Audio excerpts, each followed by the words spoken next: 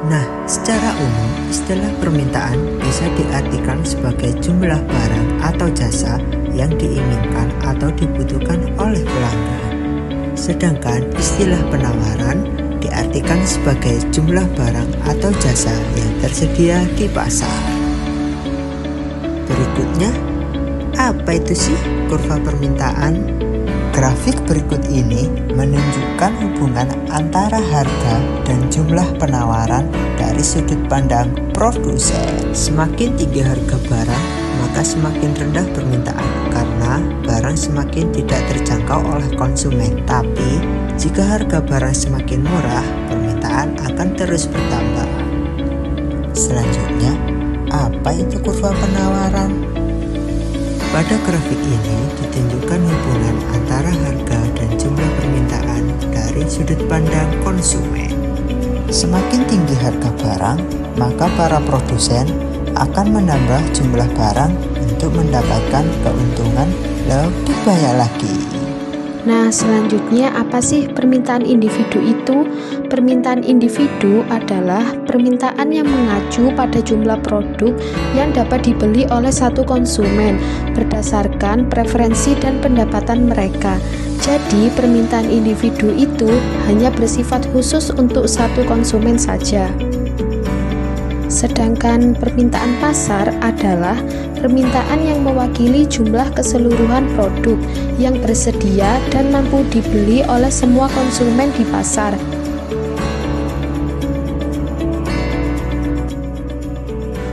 Kurva Engel adalah kurva yang menggambarkan hubungan antara pendapatan rumah tangga dan pengeluaran untuk berbagai jenis barang maupun jasa. Karakteristik kurva Engel untuk barang normal mencakup dua hal. Yang pertama, hubungan positif. Kurva Engel untuk barang normal menunjukkan hubungan positif antara pendapatan dan pengeluaran. Yang kedua, bentuk kurva. Biasanya cenderung menanjak secara linear atau sedikit melengkung ke atas. Hal ini menunjukkan bahwa proporsi pengeluaran untuk barang normal bisa tetap atau meningkat seiring dengan peningkatan pendapatan. Karakteristik kurva Engel untuk barang inferior meliputi dua hal. Yang pertama, hubungan negatif. Kurva Engel untuk barang inferior menunjukkan hubungan negatif antara pendapatan dan pengeluaran. Yang kedua, bentuk kurva cenderung menurun, menunjukkan bahwa proporsi pengeluaran untuk barang inferior berkurang seiring dengan peningkatan pendapatan.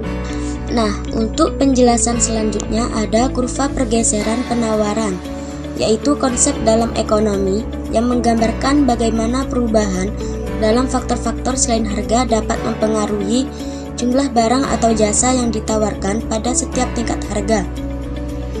Untuk yang pertama ada pergeseran ke kanan, yaitu ketika kurva penawaran bergeser ke kanan. Ini berarti ada peningkatan dalam jumlah barang atau jasa yang ditawarkan pada setiap tingkat harga. Yang kedua ada pergeseran ke kiri, yaitu ketika kurva penawaran bergeser ke kiri. Ini menunjukkan penurunan dalam jumlah barang atau jasa yang ditawarkan pada setiap tingkat harga. Elastisitas permintaan. Elastisitas permintaan adalah ukuran seberapa sensitif jumlah permintaan suatu barang atau jasa terhadap perubahan harga, pendapatan, atau faktor lain. Faktor-faktor yang mempengaruhi elastisitas permintaan yaitu ketersediaan barang substitusi, proporsi pendapatan yang dihabiskan untuk barang tersebut, dan waktu yang tersedia untuk menyesuaikan diri dengan perubahan harga. Untuk selanjutnya yaitu elastisitas penawaran. Elastisitas penawaran adalah ukuran seberapa responsif jumlah barang atau jasa yang ditawarkan oleh produsen terhadap perubahan harga. Elastisitas penawaran dihitung sebagai persentase perubahan jumlah yang ditawarkan dibagi dengan persentase perubahan harga. Adapun faktor-faktor yang mempengaruhi elastisitas penawaran. Yang pertama, ada waktu, ada kapasitas produksi, ada kemampuan menyimpan produk, ada sumber daya yang tersedia, dan juga ada teknologi. Pentingnya elastisitas penawaran. Yang pertama, ada perencanaan produksi, pengambilan keputusan bisnis, serta kebijakan pemerintah. Dengan memahami elastisitas penawaran, produsen dan pembuat kebijakan dapat membuat keputusan yang lebih tepat dan mengoptimalkan hasil ekonomi mereka.